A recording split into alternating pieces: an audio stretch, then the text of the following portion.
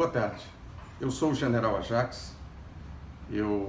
Para que tenha uma ideia da minha carreira militar, eu comandei um batalhão de infantaria de selva na Amazônia, o 1º BIS. Comandei como coronel as tropas brasileiras no Haiti após o terremoto.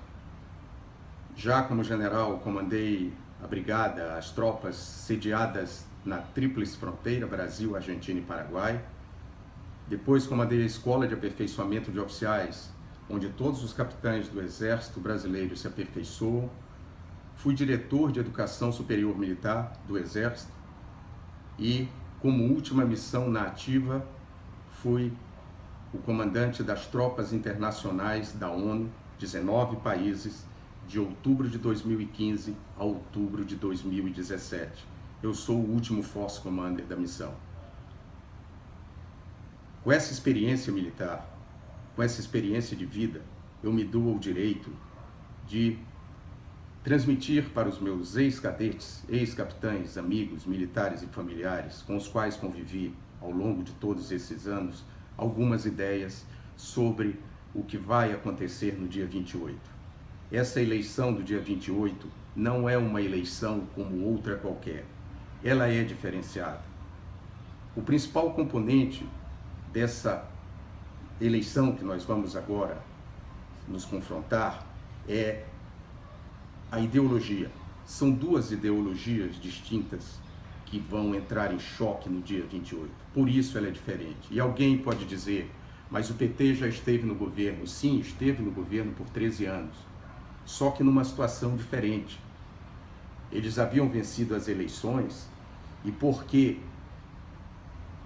levaram o país à pior recessão de sua história, 3 anos de recessão, e ao maior escândalo de corrupção do planeta, foram escorraçados do poder. A última presidente sofreu um processo legal de impeachment.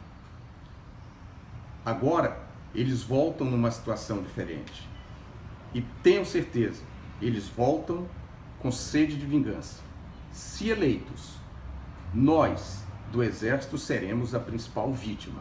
Eu, como diretor de Educação Superior Militar, tive que, por várias vezes, explicar o porquê do currículo das nossas escolas militares incluíam certos assuntos.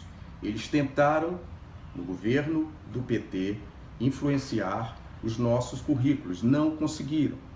Mas não tenham dúvida, se voltarem ao poder, eles tentarão fazer o que fizeram, a sua ideologia fez em países, por exemplo, como a Venezuela, em que o exército venezuelano é completamente dominado pelo poder político e seus currículos são influenciados por eles. Isso acontecerá caso eles vençam as eleições. Outro aspecto que pode ser frisado é que essa visão de mundo que o PT representa, ela não deu certo em nenhuma nação. Em nenhuma nação. Aliás, o Brasil é um país muito curioso. Há coisas que só existem no Brasil, como citou o general Mourão, jabuticaba é uma delas. Outra é um partido cujo candidato a presidente é orientado, dominado e controlado por um presidiário. Então, um dos candidatos a presidente recebe ordem do presídio. É algo curioso, só tem no Brasil. E outra coisa que só tem no Brasil, além da jabuticaba, um presidiário controlando um candidato a presidente no segundo turno, é a existência de um ser que está extinto no mundo evoluído, que é o comunista. Só tem no Brasil. Os países mais atrasados ainda têm essa espécie de dinossauro. O comunista, eu costumo dizer que ele é o irmão siamês do fascista. Nessa próxima eleição, então, vocês verão agora a repetição no segundo turno do que ocorreu no primeiro turno. Uma tentativa de mudar o voto do eleitor de forma subliminar. Exemplo, o porquê 10 dias antes da eleição, o Bolsonaro tinha em torno de 32% e aumentou em 10 dias, 70% o número de seus eleitores. Ele passou de 32 para 46 e alguma coisa. Isso representa 70% dos votos que ele tinha. Como isso ocorreu em 10 dias? Não é que ocorreu em 10 dias. Esse movimento pró-Bolsonaro já existia anteriormente. Ele foi represado, que foi uma forma que os institutos de pesquisa usaram para tentar influenciar o eleitor. É assim, o eleitor indeciso, ele vota no partido vencedor. Se ele vê que o candidato A vai ganhar a eleição, o indeciso tende a votar com ele. Quando eu represo o resultado das pesquisas às vésperas das eleições, eu estou influenciando o eleitor indeciso. Só que esse movimento não podia ser escondido, esse movimento pró-Bolsonaro, muito tempo. Aí, 4 dias antes das eleições, eles liberaram. Não conseguiram liberar o de senadores e governadores. Aí nós vimos aquelas aberrações. A Dilma era primeiro, passou para 4. O Pimentel em Minas perdeu. O Viana no Acre, a Graziotin no Amazonas, o Suplicy em São Paulo. É que esses aí, eles seguraram a informação até o dia das eleições. O presidente não dava para segurar mais, porque seria um vexame muito maior do que foi. Aquele movimento do ele não, orquestrado uma semana antes da eleição, era para transformar aquilo ali no que foi aquele movimento de 2013, que começou pequeno, foi crescendo em 2013 e desembocou no impeachment. Aquilo foi um balão de ensaio para tentar atingir o Bolsonaro. Não deu certo, porque no dia seguinte o movimento pró-Bolsonaro foi muito maior. Então agora, dia 28, até lá, seja um ativista do país.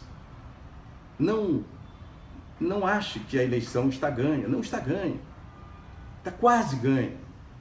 Mas se você convencer um amigo, um indeciso, a votar no lado que tem ideal, que tem fé, que eu acredito que dará um destino melhor para o país, você muda, você decide as eleições sim. Um voto decide as eleições. Participe de carreatas, passeatas, caminhadas, adesive seu carro, fale com seu vizinho, entre nos sites e discuta. Coloque seu nome, mas discuta com argumentos, com lógica, não com fake news. Eles vão dizer que você está usando de fake news. Aliás, o comunista, ele é especialista em acusar o seu adversário daquilo que ele é. Ele chama o adversário de fascista quando fascista é ele. Mentiroso quando mentiroso é ele. Isso é uma técnica comunista usada há muitos anos. E ele não diz que ele é comunista. Ele é socialista. O socialista é um comunista envergonhado. E o comunista é um fascista, é irmão siamês do fascista. Então, de dia 28, não esqueça, é decisivo para o país. O candidato fantoche, o boneco de ventríloco, recentemente disse que gostaria de participar de um debate com o Bolsonaro na enfermaria, porque os médicos vetaram a participação do Bolsonaro em debates. Eu sugeriria ao fantoche, Haddad, que ele, antes de ir para a enfermaria, passasse na cela do Adélio, o estripador esquerdista, e pedisse que ele lhe desse o mesmo tratamento que deu ao Bolsonaro, que ele dedicasse ao Haddad o mesmo tratamento que dedicou ao Bolsonaro. E aí o Haddad, após perder alguns litros de sangue e recuperado, iria para a enfermaria com Bolsonaro e os dois debateriam em condições de igualdade. É uma sugestão que eu dou ao fantoche ou boneco de ventríloco. Dia 28, é importante que nós joguemos até o último minuto. O jogo só se ganha quando o juiz apita.